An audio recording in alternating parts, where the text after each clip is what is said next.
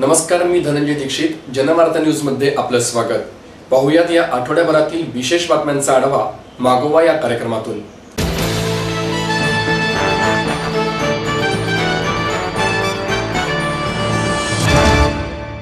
हिंदुत्ववादी सरकार सत्तेवर असूनही हिंदूंना न्याय मिळत नाही अशी टीका सनातन संस्थेचे प्रवक्ते अभय वर्तक यांनी केली.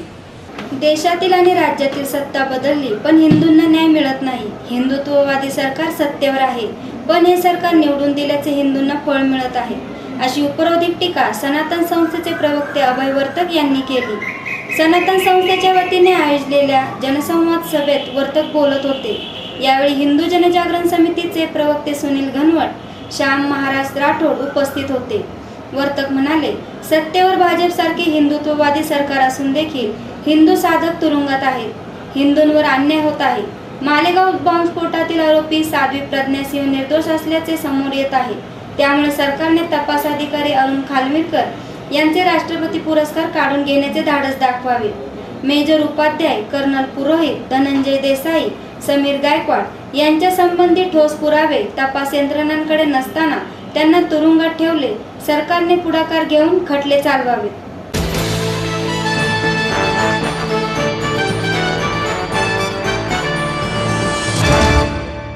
फक्त संमेलन भरवणे हेच काम महामंडळ करत असल्याची टीका डॉक्टर श्रीपाद जोशी यांनी केली आहे. सामाजिक सांस्कृतिक ऐक्याचे प्रतीक असणाऱ्या महामंडळात कायम वाद होत गेले. त्यामुळे सामान्य लोकांच्या लेखी महामंडळाची प्रतिमाही मलिन झाली.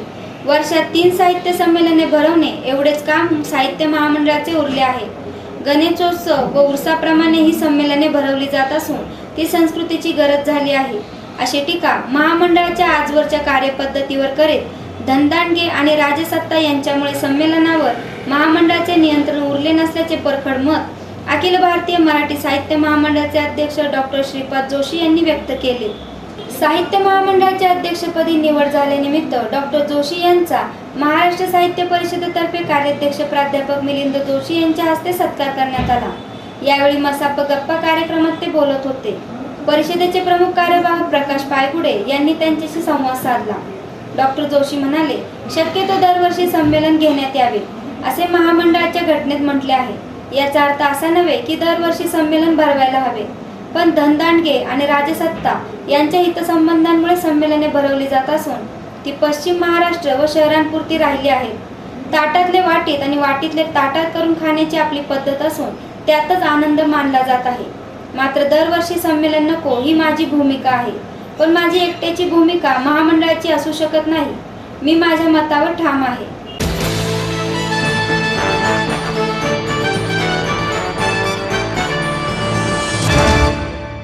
निसर्गाचा समतोल चंगैवाद्यांनी बिघडवले असल्याचं मत खासदार राजू शेट्टी यांनी व्यक्त केले. शेतकरी अत्यंत बिकट परिस्थितीत आहे. अवयव विक्रीची बाजारपेठ तयार झाली तर त्या शेतकऱ्यांची गर्दी होईल इतका तो गांजलेला आहे. अशा शब्दात स्वाभिमानी शेतकरी संघटनेचे अध्यक्ष खासदार राजू शेट्टी यांनी शेतकऱ्यांच्या व्यथेला वाचा फोडली.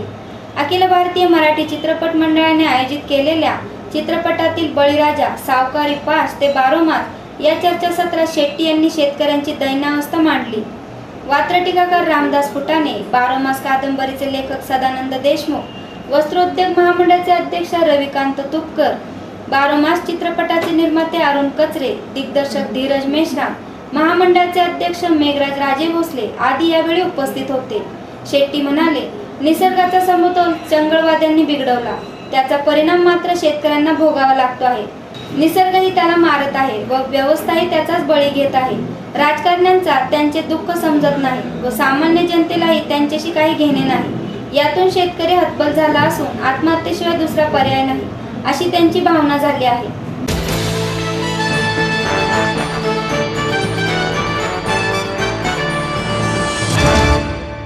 पावसाळ्याच्या तोंडावर पालिका प्रशासनाने नाले साफसफाईचे काम सुरू केले आहे. या संदर्भात जनवार्ताचा विशेष वृत्तांत. पावसाळा तोंडावर असताना उशिरा जागा झालेल्या पालिका प्रशासनाने नाले, गटारी यांची साफसफाई करण्याचे काम सुरू केले. पण हे काम 2 महिन्यांपूर्वी करायला हवे होते. जर पावसाळ्यात पाणी गटारी बाहेर येऊन नागरिकांना त्रास झाला, प्रसंगी कोणी जर दगावले तर पालिका याची जबाबदारी घेणार का, असा प्रश्न सामाजिक संस्थेच्या वतीने विचारण्यात येतोय. सध्या शहरात बऱ्याच ठिकाणी नाले गटारे यांची साफसफाई केली नसून काही ठिकाणी केली जात आहे, पण यासाठी काम करणारी यंत्रणा कमी पडत आहे.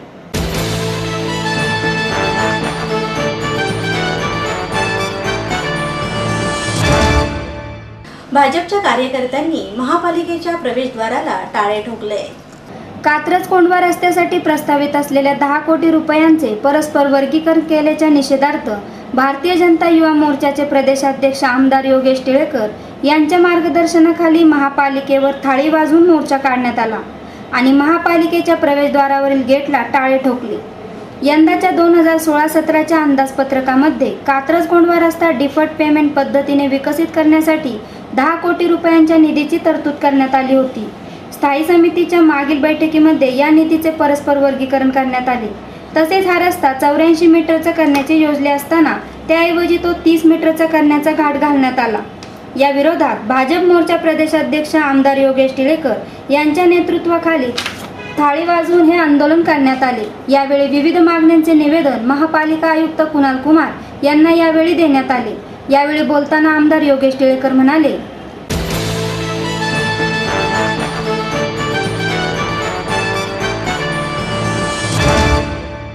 पीएमपीएलच्या कामगारांच्या विविध मागण्या मंजूर करण्यात याव्या यासाठी भारत मुक्ती मोर्चाच्या वतीने एक दिवसीय धरणे प्रदर्शन करण्यात आले. राष्ट्रीय मूल निवासी बहुजन कर्मचारी संघ, पुणे महानगर परिवहन महामंडळ लिमिटेड पुणे यांच्या वतीने भारत मुक्ती मोर्चाचे जिल्हाध्यक्ष सचिन बनसोडे यांच्या मार्गदर्शनाखाली पीएमपीएमएलच्या कामगारांनी एक दिवसीय धरणे प्रदर्शन केले. गेल्या अनेक दिवसांपासून कामगारांच्या अनेक तक्रारींवर दुर्लक्ष करण्यात आले होते. गेली 3 वर्षे रोस्टर का पूर्ण झाली नाही व का होत नाही, तसेच सेवा ज्येष्ठता ही शेड्यूल मान्य जागेवर नेमणूक झाल्यानंतर म्हणजे कायम झाल्यापासूनची असते अशा शासनाचा नियम असून सुद्धा तो पीएमपीएमएल मध्ये पाळला जात नाही आणि पीएमपीएमएल मधील प्रमोशन संदर्भातील अनियमितता दिसून आली. CIRTच्या नियमानुसार कामगार संख्या कमी असतानाही सेवेतील कामगारांना कायम न करता बदली हंगामी म्हणून राबवले जाते.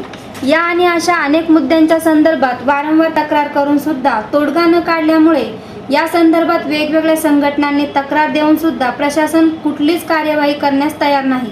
अशा या पीएमपीएमएलच्या भोंगळ कारभाराविरोधात कामगारांनी एक दिवसीय धरणा प्रदर्शन केलं.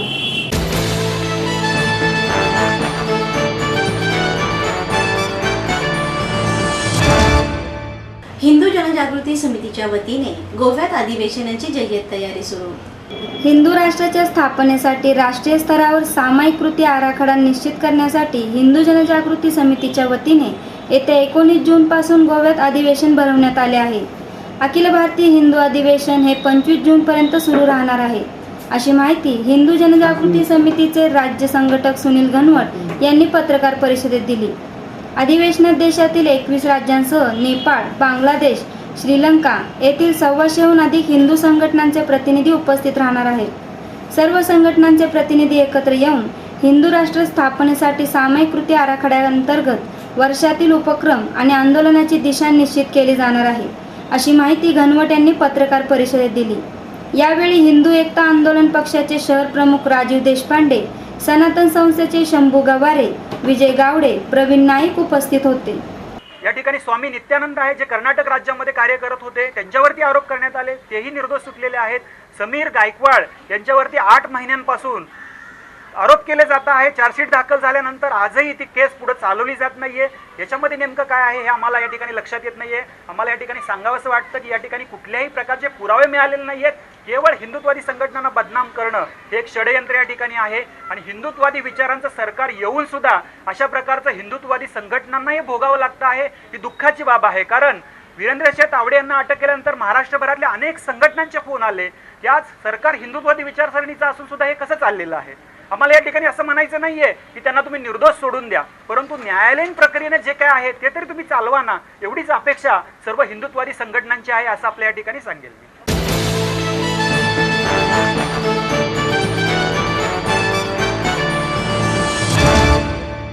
30 जूनपर्यंत पाऊस झाला नाही तर आणखी पाणी कपातीचा निर्णय महापौर प्रशांत जगताप यांनी घेतला.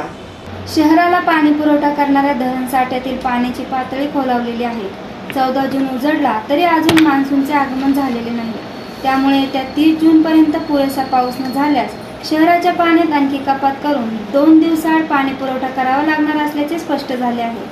मान्सूनचे आगमन आणखी 7 दिवस होणार नसल्याचे स्पष्ट झाल्याने पाणी पुरवठ्याची स्थिती चिंताजनक बनली आहे. महापौर प्रशांत जगताप यांनी हवामान विभागाचे संचालक मुखोपाध्याय यांची भेट घेतली. आगामी काळात मान्सूनची स्थिती काय असणार आहे याची माहिती महापौरांनी जाणून घेतली. मान्सून सक्रिय होण्यास आणखी 7 दिवसांचा कालावधी लागणार असल्याचे हवामान विभागाच्या अधिकाऱ्यांनी यावेळी स्पष्ट केले. त्यानंतर महापौरांनी पाटबंधारे विभाग व पालिकेच्या अधिकाऱ्यांची बैठक घेऊन पाण्याची परिस्थिती जाणून घेतली. यावेळी येत्या 30 जूनपर्यंत शहराच्या पाणी कपातीमध्ये कोणतीही वाढ करायची नाही. मात्र 30 जूनपर्यंत पाऊस न झाल्यास त्याचा पुन्हा एकदा आढावा घेऊन 1 जुलैपासून शहराच्या पाणी कपातीमध्ये वाढ करण्याचा निर्णय घेण्यात आला. प्रशांत जगताप यांनी सांगितले, मान्सून सक्रिय झाल्यानंतर सलग 15 ते 20 दिवस पाऊस झाल्यानंतरच धरणांमध्ये पाण्याचा साठा होण्यास सुरुवात होते. तोपर्यंत पावसाचे पाणी जमिनीमध्ये जिरपण्याचे प्रमाण मोठे असते. राज्यामध्ये मान्सून सक्रिय होण्यास आणखी 7 दिवस लागणार आहेत. त्यानंतर पुढील 20 दिवस पाणी साठण्यासाठी लागणार आहेत. त्यामुळे 30 जूनपर्यंत पाऊस न झाल्यास पाणी कपातीचा फेरआढावा घ्यावा लागणार आहे. पावसाची परिस्थिती चिंता वाढवणारी असल्याचेही जगताप यांनी सांगितले.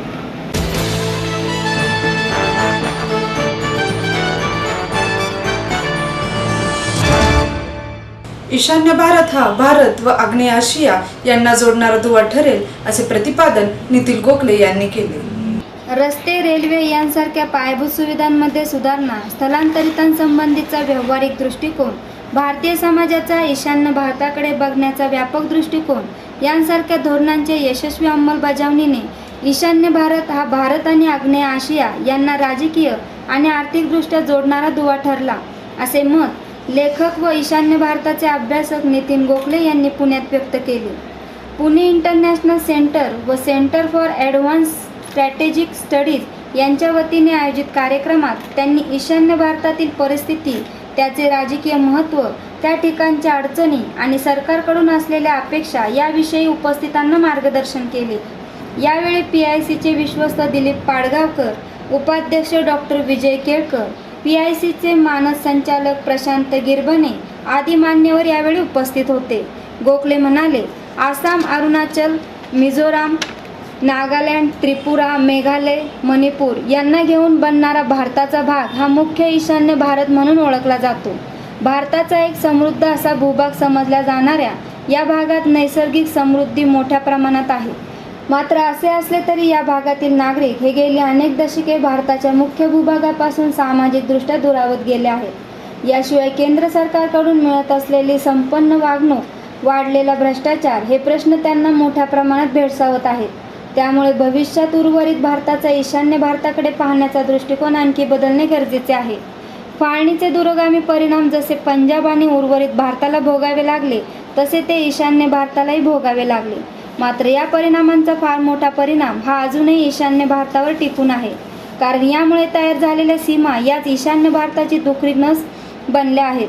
त्यामुळे भविष्यात या भागात संपर्क सुविधांची योग्य सोय करणे, रेल्वे व रस्त्याचे जाळे विणणे, या भागाला सांस्कृतिक आणि सामाजिकदृष्ट्या इतर भागांशी जोडणे गरजेचे आहे, असेही गोखले यावेळी म्हणाले.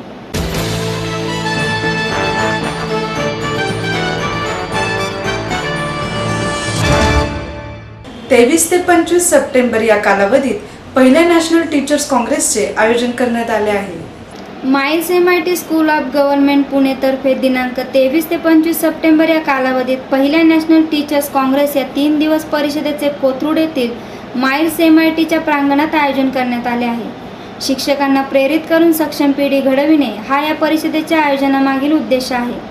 भारतीय शिक्षण पद्धतीचा इतिहास, सद्यस्थिती आणि भवितव्य, सध्याच्या शिक्षण पद्धतीत भारतीय मूल्यांचा समावेश आहे का, कॉर्पोरेटसाठी CSR तसेच शिक्षणासाठी TSR आपण शिकवतो ते शिकतात का, शिक्षण स्तर सुधारण्यासाठी राजकीय इच्छाशक्ती कमी पडते का, शिक्षक, मार्गदर्शक, प्रेरक, प्रोत्साहक आपण अवलोकन करतो का, शिक्षणावरील खर्च अल्प नाही का, या 7 विषयांवरील चर्चेसह टीचर टू टीचर कनेक्ट विशेष सत्र होणार आहे.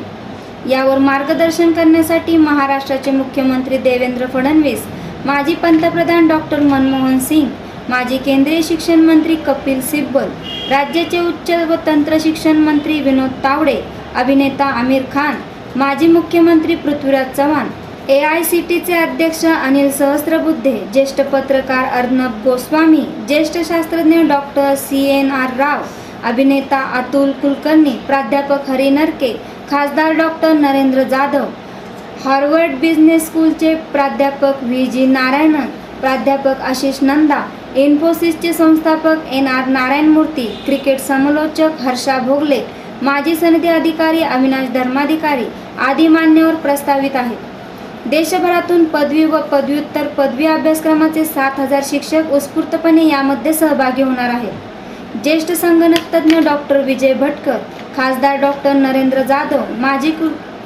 माजी कुलगुरू डॉक्टर अरुण निगवेकर, प्राध्यापक विश्वनाथ कराड, ज्येष्ठ चित्रपट दिग्दर्शक डॉक्टर जब्बार पटेल, डिक्कीचे चेअरमन मिलिंद कांबळे, संस्थेचे उपाध्यक्ष प्राध्यापक राहुल कराड, महाराष्ट्र स्टेट प्रिन्सिपल फेडरेशनचे अध्यक्ष प्राध्यापक नंदकुमार निकम आणि डॉक्टर सुधाकर जाधवर यांनी पत्रकार परिषदेत ही माहिती दिली।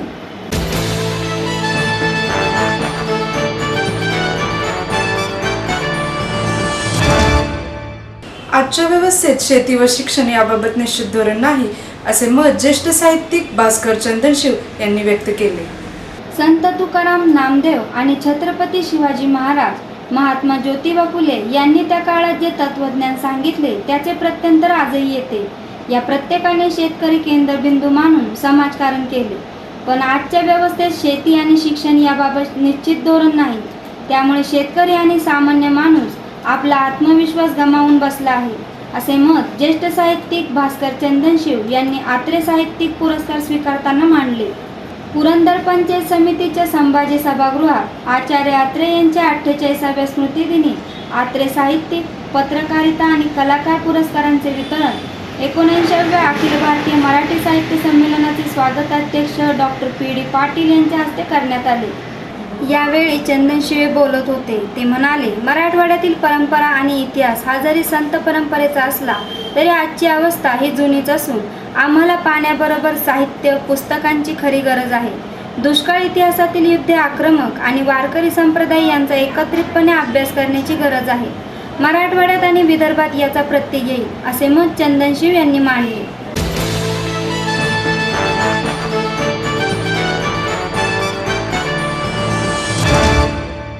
वाघोली येथील BGS मध्ये मुख्यमंत्री देवेंद्र फडणवीस यांच्या उपस्थितीत शेतकरी कुटुंबातील विद्यार्थ्यांना प्रवेश देण्यात आला। राज्यभरातील आत्महत्याग्रस्त शेतकरी कुटुंबातील 1000 विद्यार्थ्यांच्या दुःखावर फुंकर घालण्याचा प्रयत्न मुख्यमंत्री देवेंद्र फडणवीस यांच्या उपस्थितीत वाघोली येथील भारतीय जैन संघटनेच्या वतीने करण्यात आला। यावेळी झालेल्या कार्यक्रमात मुख्यमंत्री फडणवीस म्हणाले, राज्य जरी शासन चालवत असले तरी समाजाचे परिवर्तन सामाजिक चळवळीतूनच होते। समाजात संवेदना असेल तरच गुंतागुंतीचे प्रश्न सुटतील। प्रत्येक गोष्टीला चळवळीचे रूप दिले तर परिवर्तन घडू शकते। भारतीय जैन संघटनेने आत्महत्या या विषयावर नुसते दुःख व्यक्त न करता मदतीचा हात पुढे केला आहे। आज शेतकरी नैराश्यात जात आहे, त्यामुळे आत्महत्येचा विषय हा संवेदनाचा विषय आहे, त्याचे उदात्तीकरण करू नये। आत्महत्या कशा कमी करता येईल याचा विचार कमी करता आला पाहिजे। समाजाने आत्महत्याग्रस्त शेतकऱ्यांच्या मुलांचा विचार करून दुःख व्यक्त न करता मदतीचा हात पुढे केला पाहिजे। समाज म्हणून संकटात सापडलेल्या लोकांची जबाबदारी स्वीकारायला हवी। शांतीलाल मुथा यांनी ही जबाबदारी ओळखून पित्याच्या रूपाने ते कार्य करीत आहेत, असेही मुख्यमंत्री देवेंद्र फडणवीस यांनी स्पष्ट केले। या प्रसंगी अमृता फडणवीस, पुणे जिल्ह्याचे पालकमंत्री गिरीश बापट, राज्यसभेचे सदस्य अजय संचेती, खासदार अनिल शिरोळे, खासदार शिवाजी आढळराव पाटील, राज्यमंत्री दिलीप कांबळे, आमदार बाबूराव पाचरणे, आमदार जगदीश मुळीक, जिल्हा परिषदेचे अध्यक्ष प्रदीप कंद, वाघोली ग्रामपंचायतीच्या सरपंच संजीवनी वाघमारे उपस्थित होते। ज्ञानाबरोबर शेतीचेही ज्ञान मुलांना देण्यात यावे, जेणेकरून त्या मुलांच्या मनात शेतीविषयी नकारात्मक भाव निर्माण होणार नाहीत, अशी भावना अमृता फडणवीस यांनी यावेळी मांडली।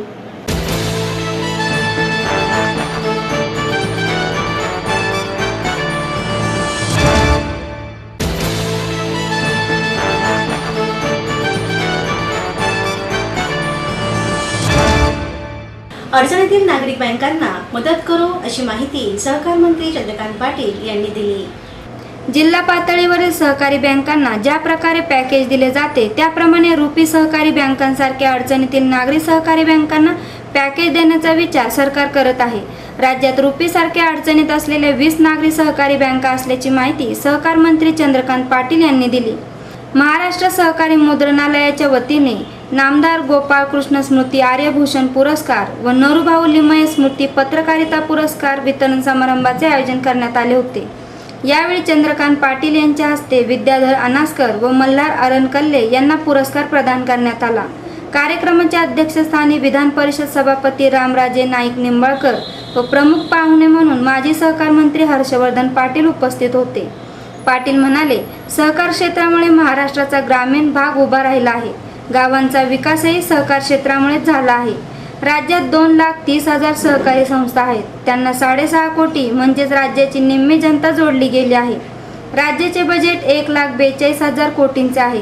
मात्र सहकार क्षेत्राची उलाढाल 6 लाख कोटी इतकी आहे. राज्यात गुजरातसारखे सहकार क्षेत्रात काम व्हायला पाहिजे. सहकार क्षेत्रातील वाईट प्रवृत्ती बाजूला काढून चांगल्या गोष्टींच्या मागे उभे राहण्याचा सरकारचा प्रयत्न असल्याचे पाटील यांनी सांगितले. आणि मग गेल्या 19 महिन्यामध्ये आम्ही हे सिद्ध करून दाखवलं की 1900 रुपयापर्यंत साखर खाली आली. 3200 रुपये प्रोडक्शन कॉस्ट साखरेचा 1900 रुपयापर्यंत खाली आली. तरी सुद्धा 22,000 कोटी रुपयाची FRP सगळ्या सहकारी साखर कारखान्यात देण्यामध्ये सगळ्या प्रकारची मदत ही सरकारने केली. 2600 कोटी रुपयाचं सरकारने केंद्र सरकारच्या आणि राज्याच्या माध्यमातून सॉफ्ट लोन मिळून दिलं. ज्याचं 5 वर्षाचं व्याज सरकार भरणार आहे ते 1100 कोटी रुपये होतं. आणि त्याच्यातून साखर कारखानदारी आम्हाला वाचवायची आहे. कारण साखर कारखाने वाचले तर सामान्य ऊस उत्पादकाला पैसे मिळणार आहे. जे आम्ही आमच्या घरून दाखवतो. पतसंस्थांच्या बाबतीत होते, बँकांच्या बाबतीत होते, सगळ्या ठिकाणी सहकारी रुपी बँकेच्या बाबतीत होते. कशी ती वाचली? सारखं रिझर्व्ह बँकेकडे जाणं, रिझर्व्ह बँकेकडे प्रस्ताव मांडणं, अशासकीय मंडळ नेमणं, रिकव्हरीला मदत करणं. आता तर आम्ही विचार असं करतोय हर्षवर्धनजी की आपण जसं जिल्हा मध्यवर्ती बँकांना मदत केली तशी काही नागरी बँका राज्यात 20 अडचणीत आहे. रुपी अडचणीत आहे, पेन अर्बन अडचणीत आहे, सीकेपी अडचणीत आहे. याला आपल्याला काही पॅकेज देता येईल की ज्यातून त्या बँका आपल्या अडचण असं सगळ्या बाजूने सहकार कसा टिकेल वाढेल असा प्रयत्न आपला चाललेला आहे. आवाज सारख्यांची मदत त्याच्यामध्ये खूप होते. महाराष्ट्र आणि केंद्र याचं कोऑर्डिनेशनचं काम आम्ही त्याला दिलेलं, कारण सारखे दिल्लीशी संबंधित विषय असतात.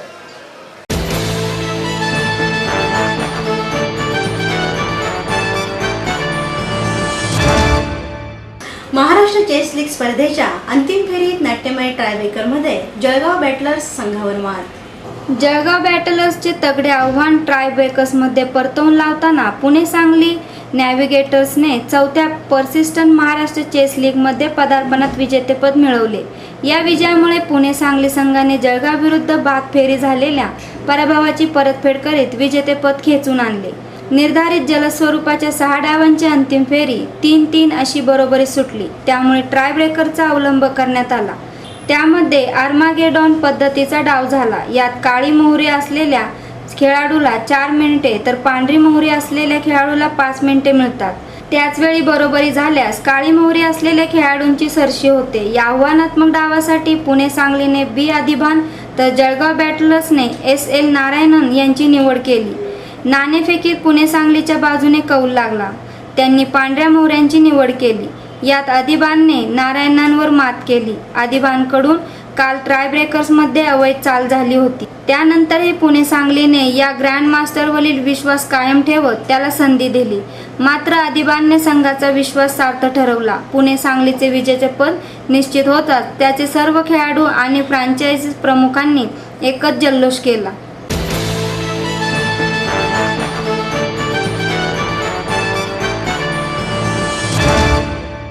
अंतरंगात दिव्य तत्वाचा भाव असेल तेव्हाच देवाचे स्वरूप दिसते, असे मत जगद्गुरू शंकराचार्य विद्या नरसिंह भारती यांनी व्यक्त केले. अनेक जण कैलास यात्रेला जातात, परंतु प्रत्येकाला देवाचे दर्शन होत नाही. हे पाहण्याची एक दृष्टी आहे. आपल्याला गुरुकृपा दृष्टी देतो आणि आई वडील आपल्यावर वात्सल्याची दृष्टी ठेवतात. अंतरंगातील देवता पाहण्याची दृष्टी हा देवत्वाचा भाव आहे. अंतरंगात देवत्वाचा भाव असेल तेव्हाच देवाचे स्वरूप दिसते. याकरता आपल्या मनामध्ये दिव्यत्वाचा भाव निर्माण व्हायला हवा, असे मत श्री स्वामी जगद्गुरू शंकराचार्य विद्या नरसिंह भारती यांनी व्यक्त केले. टिळक स्मारक मंदिर येथे सरस्वती बुक कंपनीतर्फे लेखक रमेश कुंदरे यांच्या श्री कैलासाचे अंतरंग या पुस्तक व सीडीचे प्रकाशन शंकराचार्य यांच्या हस्ते झाले. श्री शिवसाई महाराज, संत साहित्याचे गाढे अभ्यासक डॉक्टर रामचंद्र देखणे, माजी आमदार उल्हास पवार, संत साहित्यिक डॉक्टर ज्ञानेश्वर तांदळे, विश्व हिंदू परिषद पुणे महानगरचे किशोर चव्हाण, रमेश कुंदर आदी यावेळी उपस्थित होते. डॉक्टर रामचंद्र देखणे म्हणाले, लौकिकात राहून अलौकिकची अनुभूती कैलास परिक्रमेतून येते. कैलास हे देवत्वाचे शिखर असून भूतलावरचे शिवलोक आहे. भारतीय लोकजीवनाशी तीर्थयात्रांचा जवळचा संबंध आहे. संपूर्ण वैश्विक आध्यात्मिक विश्वामध्ये भारतीय संस्कृतीने सगुणाची उपासना ही सर्वात मोठी देणगी दिली आहे. स्नेहल दामने यांनी सूत्रसंचालन केले.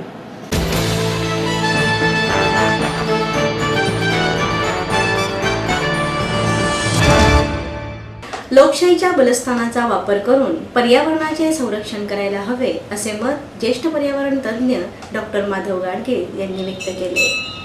राज्यव्यवहारात शासन व्यवस्थेत घटनेने दिलेले अधिकार वापरून तरुण पिढीने लोकशाहीत सहभागी होणे काळाची गरज आहे. लोकशाहीच्या बलस्थानांचा वापर करून निसर्गाचे पर्यावरणाचे संरक्षण करायला हवे. सहकार्यातून पर्यावरण टिकवण्यावर भर द्यायला हवा असे मत ज्येष्ठ पर्यावरण तज्ज्ञ व जैवविविधतेचे अभ्यासक डॉक्टर माधव गाडगे यांनी गुरुवारी येथे व्यक्त केले. पानकुवर फिरोदिया स्मृती व्याख्यानात चला उभारू युवा शक्ती पर्यावरण राखाया या विषयावर ते बोलत होते. व्यंगचित्रकार मंगेश तेंडुलकर, उद्योजक अरुण फिरोदिया, डॉक्टर जयश्री फिरोदिया आणि डॉक्टर शांता कोटेजा आदी व्यासपीठावर उपस्थित होते. गाडगे म्हणाले, भारतात लोकशाहीचे पायांमुळे खोलवर रुजली गेली आहेत. याचे कारण म्हणजे नागरिकांच्या सहभागातून राज्यव्यवस्थेला मोठ्या प्रमाणात चालना मिळत गेली. त्यामुळे आज पर्यावरण वाचायचे असेल तर सगळ्यांनी सहभागी व्हायला हवे. सहभागातून आणि सहकार्यातून अनेक ग्रामीण भागात ग्रामस्थांनी जंगलतोड, खाणी उत्खननाला विरोध दर्शवून पर्यावरणाला संरक्षण दिल्याची अनेक उदाहरणे आहेत. पर्यावरण बाबतच्या शासनातर्फे जाहीर करण्यात येणाऱ्या माहितीबद्दल बोलताना ते म्हणाले, देशात पर्यावरण विषयक माहिती जवळजवळ पूर्णतः शासनाकडून गोळा केली जात असून ही माहिती अनेकदा कमी दर्जाची व फसवी असते. परंतु आता नागरिकांकडे सोशल माध्यमांचा पर्याय उपलब्ध असल्यामुळे माहितीवर सरकारची मक्तेदारी असण्याचे कारण नाही. नागरिकांनाच माहिती तयार करून ती इतरांना उपलब्ध करून देता येईल.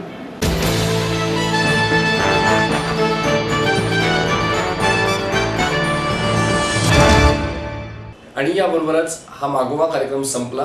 नमस्कार.